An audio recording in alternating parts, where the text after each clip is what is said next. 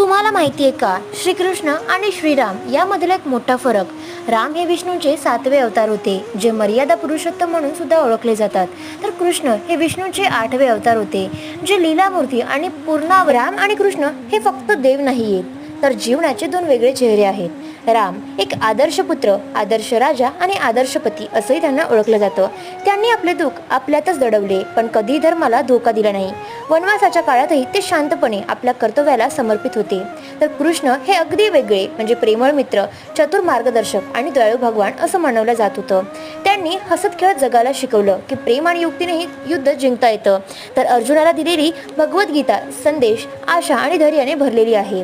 तर राम असे शिकवतात की कर्तव्य आणि समर्पण, तर कृष्ण असे शिकवतात की प्रेम, बुद्धी आणि आत्मविश्वास. दोघेही वेगवेगळ्या पद्धतीने आपले जीवन उजळवतात, पण दोघांचे उद्दिष्ट एकच, आपल्या मनात प्रेम आणि धर्म जपणं.